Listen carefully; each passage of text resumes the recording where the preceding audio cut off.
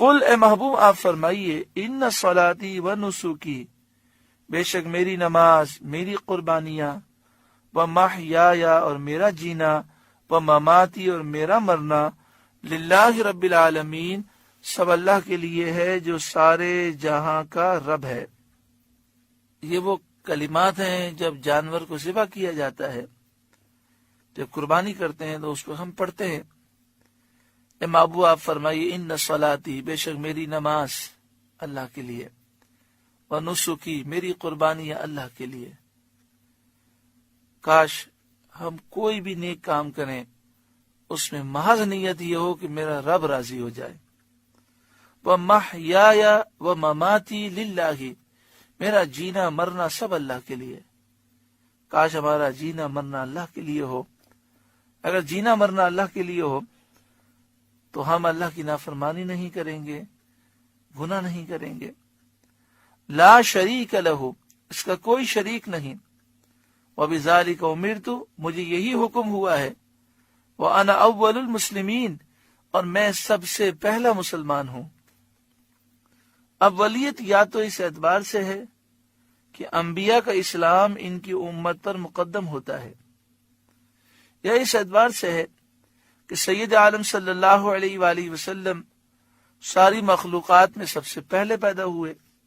اللہ تعالیٰ نے سب سے پہلے آپ کے نور کو پیدا کیا تو ضرور آپ اول المسلمین ہوئے۔ قل اے محبوب آپ فرمائیے اغیر اللہ ابغی ربا، کیا اللہ کے سوا اور رب چاہوں؟ وہو رب کل شیء، حالانکہ وہ ہر چیز کا رب ہے۔ کفار نے نبی کریم صلی اللہ علیہ وآلہ وسلم سے کہا تھا کہ آپ ہمارے دین کی طرف لوٹ آئیے اور ہمارے معبودوں کی پوجا کیجیے۔ حضرت عبداللہ بن عباس رضی اللہ تعالی عنہما نے فرمایا کہ ولید بن مغیرہ کہتا تھا کہ میرا راستہ اختیار کریں، میرا دین قبول کر لیں، بتوں کی پوجا کریں، اس میں اگر کچھ گناہ ہے تو میری گردن پر ہے، آپ فکر نہ کریں، سارا گناہ میں لے لوں گا۔ اس پر یہ آیت کریمہ نازل ہوئی اور بتایا گیا کہ وہ راستہ باطل ہے۔ جو اللہ کی محبت دل میں رکھتا ہے وہ کس طرح یہ گوارا کر سکتا ہے کہ اللہ کے سوا کسی اور کو رب مانے؟ اور یہ بھی باطل ہے، جھوٹ ہے کہ کوئی کسی کا گناہ اٹھا لے گا، کسی کا گناہ دوسرا نہیں اٹھا سکے گا۔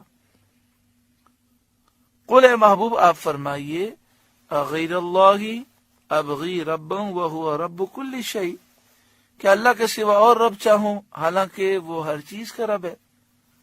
ولا تکسب کل نفس الا علیہا، اور جو کوئی کچھ کمائے وہ اسی کے ذمہ ہے۔ ولا تزر وازرۃ وزر اخرى، اور کوئی بوجھ اٹھانے والی جان دوسرے کا بوجھ نہ اٹھائے گی۔ ہر شخص اپنے گناہ میں پکڑا جائے گا، دوسرے کے گناہ میں نہیں۔ اس سے وہ لوگ عبرت حاصل کریں جو لوگوں کو، دوستوں کو گناہ کی ترغیب دیتے ہیں، تو کہتے ہیں آپ کر لیں نا، اگر گناہ ہوا تو میرے سر پر بس۔ اور وہ سامنے والا بھی اتنا بیچارہ نادان ہوتا ہے، وہ اس کی باتوں میں آ جاتا ہے، وہ کہتا ہے ٹھیک ہے میں کر لیتا ہوں، میں پکی بات ہے نا، پھر گناہ تمہارے سر پر ہے، ہاں جی میرے سر پر ہے۔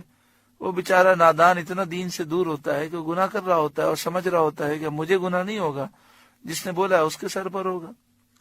ہماری کئی ایسی بچیاں ہیں کہ جنہوں نے شرعی پردہ کیا اور پھر رشتہ داروں کے کہنے پر یا امی ابو کے کہنے پر شرعی پردہ چھوڑ دیا، اور ان کی سوچ کیا ہے کہ ہمارے ابو نے کہا کہ اگر گناہ ہے تو میرے سر پر، تم شرعی پردہ مت کرو۔ ہماری کئی بہنیں کہ شادی سے پہلے وہ شرعی پردہ کرتی تھی، اب شادی ہو گئی تو اب ان کا ذہن یہ بن گیا کہ شوہر منع کرتے ہیں اور کہتے ہیں کہ اگر یہ گناہ ہے تو میرے سر پر، تو چلو ان کے سر پر ہوگا، لہذا میں شرعی پردہ نہیں کرتی۔ ایک عجیب سوچ ہے کہ ہماری بہنیں یہ کہہ دیتی ہیں ہمارے شوہر پردے سے منع کرتے ہیں، اب کیا کریں، شوہر کی بات ماننا بھی تو ضروری ہے۔ لا حول ولا قوت الا باللہ۔ شوہر اگر اللہ اور اس کے رسول کی نافرمانی کا حکم دے تو اس کی بات نہیں مانی جائے گی. ماں باپ اگر شریعت کے خلاف حکم دیں تو ماں باپ کا کہنا ماننا بھی حرام ہے. شریعت کا کہنا ماننا ضروری ہے. ہاں، ماں باپ اور شوہر شریعت کے دائرے میں رہ کر کوئی حکم دے، کوئی جائز کام کا حکم دے تو وہ کرنا ہم پہ ضروری ہے. اللہ تبارک و تعالی ہر ایک کو عقل سلیم عطا فرمائے. اور یہ میں سمجھتا ہوں کہ خود ان کا ضمیر بھی اس بات کو تسلیم کرتا ہے کہ ایسا ہوگا نہیں، ہم بھی پھنسیں گے، ہم یہ گناہ کر رہے ہیں، لیکن صرف دل کو مطمئن کرنے کے لیے اور ضمیر کو چپ کرانے کے لیے اس طرح کی سوچ بنا لی جاتی ہے. ہم کیا کریں، دوسرے نے کہا ہے، ہم اس کے کہنے پر عمل کر رہے ہیں، وہ جانے اس پر عذاب ہوگا. یاد رکھیں، ہمیں اپنی قبر میں جانا ہے، ہمیں جواب دینا ہے.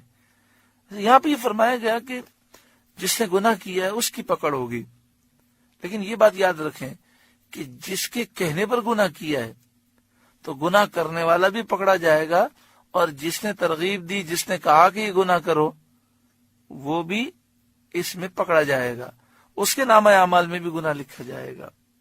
ثم الی ربکم مرجعکم، پھر تمہیں اپنے رب کی طرف پھرنا ہے قیامت کے دن. فَيُنَبِّئُكُم بِمَا كُنتُمْ فِيهِ تَخْتَلِفُونَ، وہ تمہیں بتا دے گا جس میں اختلاف کرتے تھے. وہاں پر حق بالکل تم پر واضح ہوگا. اہل حق جنت میں جائیں گے اور اے کافروں تم جہنم میں ذلیل و رسوا ہوگے. وَهُوَ الَّذِي جَعَلَكُمْ خَلَائِفَ الْأَرْضِ، اور وہی ہے جس نے زمین میں تمہیں نائب بنایا.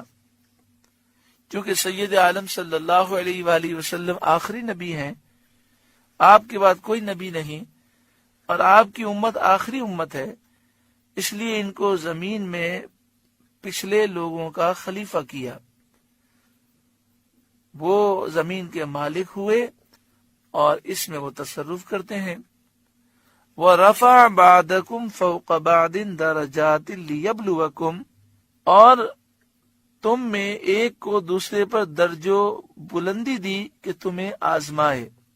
وَرَفَعَ، بلند کیا، بَعْضَكُمْ، ایک کو، فوق بعض، دوسرے پر، درجات، کئی درجے بلندی دی. لِيَبْلُوَكُمْ، تاکہ تمہیں آزمائے، تمہارا امتحان لے.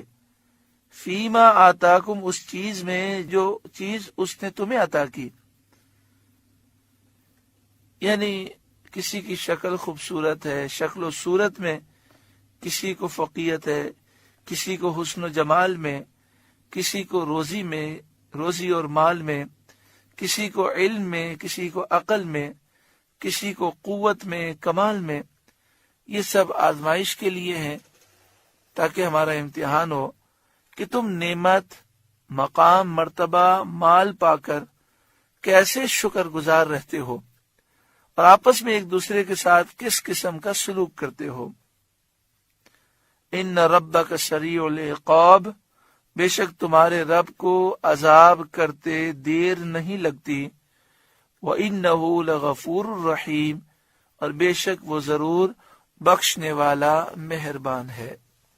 سورہ انعام مکمل ہوئی. اللہ تبارک و تعالی اس سورہ مبارکہ کی تمام نصیحتوں پر ہمیں عمل کرنے کی توفیق عطا فرمائے اور ہمارے قلوب کو نور قرآن پاک سے روشن منور فرمائے.